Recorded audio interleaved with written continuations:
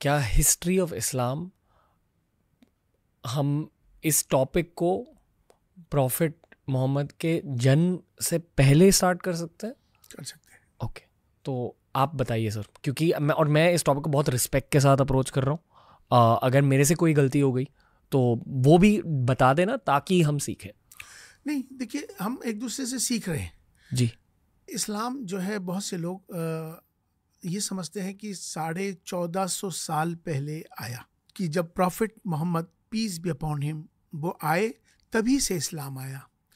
ये धारणा ऐसी बनी हुई है, बहुत से लोग बात करते हैं कि इस्लाम तो 1450 साल पहले आया। नहीं, ऐसा नहीं है।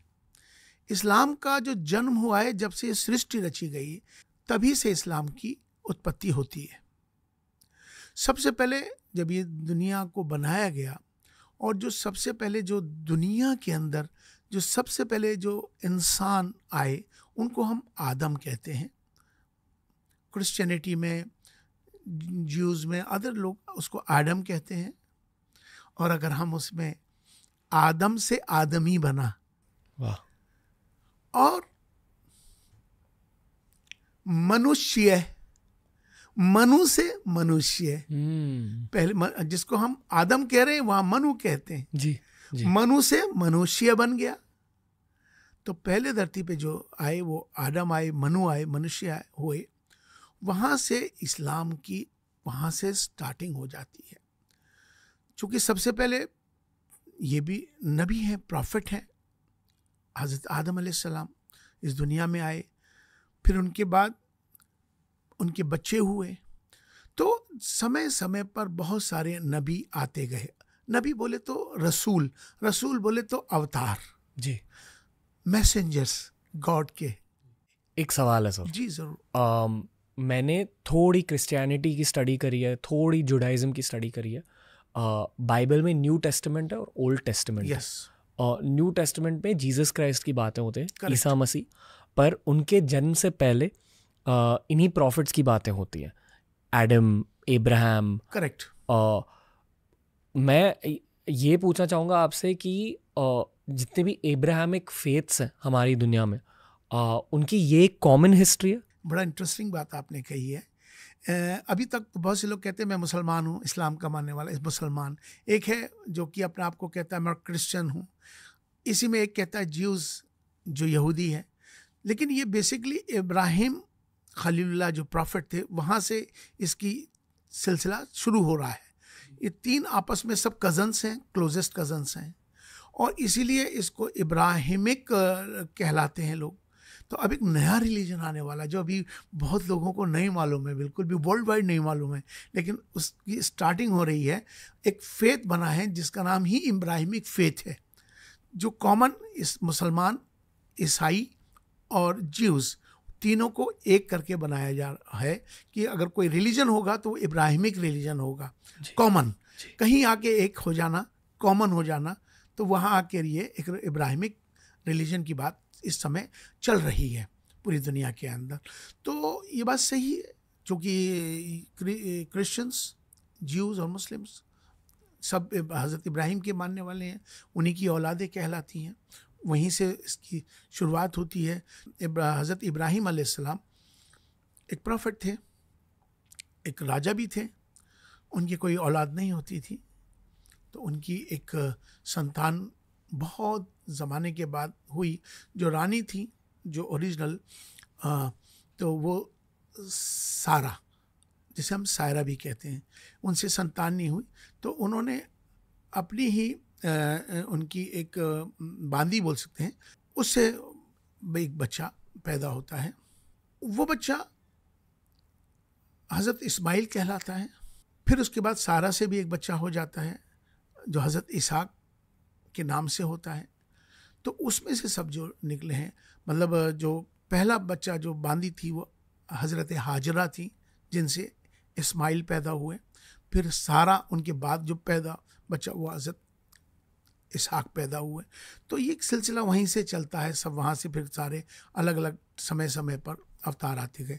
तो बेसिकली जब से दुनिया की सृष्टि की उत्पत्ति हुई, तभी से प्रॉफिट्स समय समय पर अवतार ईश्वर भेजता रहा, लोगों को बताने के लिए, क्योंकि ईश्वर कैसे आएगा बताने के लिए? वो अपने दूत भेजता है, अवतार भेजता है, उनको भेज के तमाम सारी चीज़ें लोगों को मालूम हुआ कि ईश्वर है, उसकी हमें उसकी पूजा करनी है, उस ईश्वर की, वो हमें गलत काम नहीं करना है, अच्छाई की तरफ जाना है, बुराइयों से बचना है।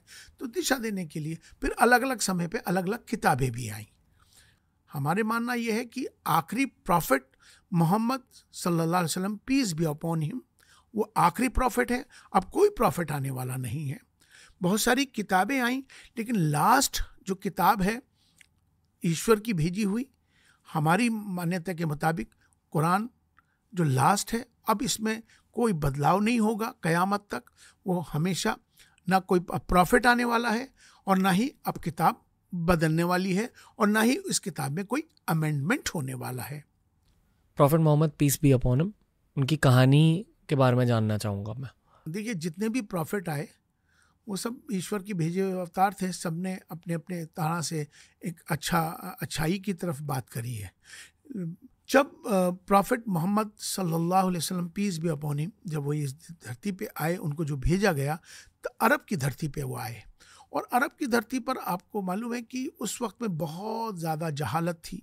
जहालत बोले तो बिल्कुल पढ़े लिखे लोग नहीं थे, मतलब, और इस तरह के, मतलब जैसे फीमेल लड़कियां पैदा होती थी, तो उन लड़कियों को पसंद नहीं करते थे उस वक्त के जो लोग थे, और उनको ज़मीन में जिंदा गाड़ दिया करते थे। बड़ा अन्याय, बड़ा अत्याचार। तभी प्रॉफिट को भेजा गया। उन्होंने आके हमको जीवन में कैसे रहना है, हमें क्या करना चाहिए, वो आके एक मॉडल बने हमारे लिए।